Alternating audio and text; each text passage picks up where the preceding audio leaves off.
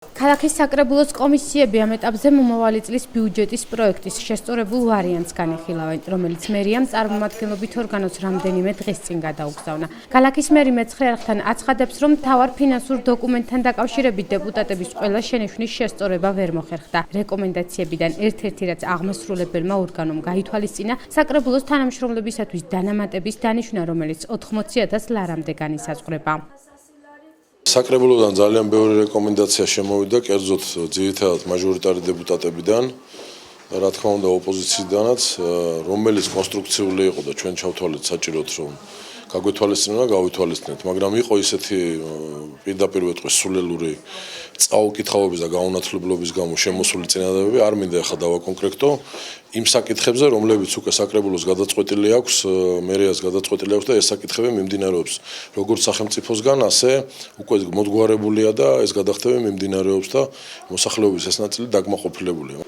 მთავარ ფინანსურ დოკუმენტში, რომელი კონკრეტული რეკომენდაცია გაითვალისწინა, ან არ გაითვალისწინა, მერიამ ამ კითხვით მეცხრე არხმა საკრებულოს თავმჯდომარის მოვალეობის შემსრულებელსაც მიმართა, მაგრამ მერისგან განსხვავებით ამ კითხვას თამარ გოგოლაძის გაღიზიანება მოჰყვა. მისი თქმით, არხის ერთ-ერთმა ჟურნალისტმა საკითხზე კომენტარი რამდენიმე დღის წინაც ითხოვა და იმის გამო, რომ აღნიშნულს კომისიები განიხილავენ, პასუხი ვერ მიიღო.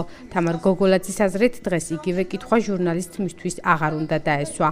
მეცხრე არხს კერძოდ ქალბატონ რუსუდან გვარამაძეს მივეცი ინტერვიუ, ჩვენი რეკომენდაციები, პრინციპები ჩამოვაყალიბეთ და ყველა რეკომენდაცია ჩამოუთვალეთ თითქმის რა, რაც გამახსენდა.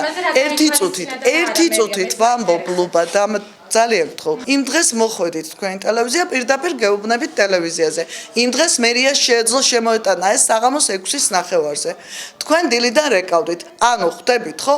პროცესები მაშინ უნდა იცოდეთ. მეორე პროცესიას ხდომ ამაქვს იქით კვირაში. მანამდე უნდა გაიარონ კომისიებმა და დადონ ანგარიშები და ფრაქციებმა, რა გაითვალისწინა მერიამ მათი და რა არა. თამარ გოგოლაძე მეცხრე არხის ჟურნალისტს კითხვის დასმის ფორმა დაუწუნა და აღნიშნა, რომ ჟურნალისტურ ტექნოლოგიებში მათზე კარგად არის ინფორმირებული. რეპორტიორის მიერ ჩაკითხვას კი საკრებულოს თავმჯდომარის მოვალეობის შემსრულებელი ჟურნალისტური ეთიკის კოდექსის დარღვევად მიიჩნევს. კადრების ეთერში გასვლის შემთხვევაში კი მეცხრე არხს სასამართლოში ჩივილით ემუქრება. როდესაც არ მაცლი კითხვის დასრულებას, ამას ქვია ტექნოლოგია, მეთოდი. მე თვითონ თბილისის სახელმწიფო უნივერსიტეტის დაამთავრე ჟურნალისტებთან ერთად გავლილი მაქვს. და შეგიძლიათ გაუშვათ ახლა და მე საერთოდ ბევრს ვითხრენ ხოლმე, მაგრამ მე კარგი დარტყმა ვიცი. გითხარი რომ გიხსნი და კიდევ სამჯერ დამისვი. კითხვა მის პასუხის პროცესში. სამჯერ დავიწყე თავიდან უკვე. ჟურნალისტი ვარ, ქალბატონ და კითხვას ვსვამ და აქ ეთიკა რა შუაშია. კარგად ჩამომართვა და ცუდად. ჟურნალისტიკური ეთიკა სხვა რამეა, ლუბა და გაიცადა. აბა რა არის?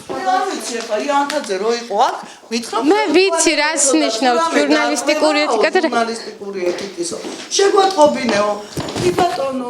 კარგი, თუ ფიქრობთ რომ დარღვევა შეატყობინეთ მაშინ. ლუბა ძალიან გთხოვ რა და ახლა თუ მადეგლაპარაკებია ჩაწერილი, მაგაზე გიჭირლებთ. აბსოლუტურად არაფერ შუაში არ იყო, ესეც იყო ფსიქოლოგიური წნეხის ერთ-ერთი მორიგი გამოვლენა, იმიტომ რომ ეს ქალბატონი ერთხელ ამყავს ცხოვრებაში ნანახი. ამ შემთხვევაში ის შეხვედრა ნამდვილად არაფერ შუაში არ იყო, უბრალოდ მას ევალებოდა, რომ მისთვის უხერხულ კითხვაზე გაეცა პასუხი და ეთიკა არაფერ შუაში, ეთიკა სწორედ ითხოვს, რომ რაოდენ უხერხულიც არ უნდა იყოს კითხვა, თუ ეს კითხვა ადეკვატურია, თუ ეს კითხვა ეხება იმას, რაც ნამდვილად წერია სადღაც, თქვა ბიუჯეტის პროექტში ან რეკომენდაციებში, კითხვას უნდა გაეცეს პასუხი. მმართველი გუნდის წარმომადგენელმა და საკრებულოს თავმჯდომარის მოვალეობის შემსრულებელმა მეცხრე არხის ჟურნალისტების მიმართ პრეტენზია იმის გამოც გამოთქვა, რომ მას საკუთარი საცხოვრებელი სახლი ახალციხეში არ აქვს და ამ თემით ტელეკომპანია არასდროს დაინტერესებულა. ლუბა მომისმენთ შენს ტელევიზიას გადაეცი. მაიკოს მე თვითონ ვეტყვი. წამოვიდეს და წამოვიდეს და სახლი რო არ მაქვს ის გადაიღოს. ბორჯომის ტელევიზია ჩამოვიდა და გადამიღოს საქმე. თქვენს არ გაინტერესებს. მე რატომ უნდა გითხრა ჟურნალისტს, მე რა პრობლემა მაქვს? არ მომაწოდეს. ჩვენ რა პრობლემა გვაქვს? იმიტომ რომ არიცით, საიდან აიღოთ მასალა.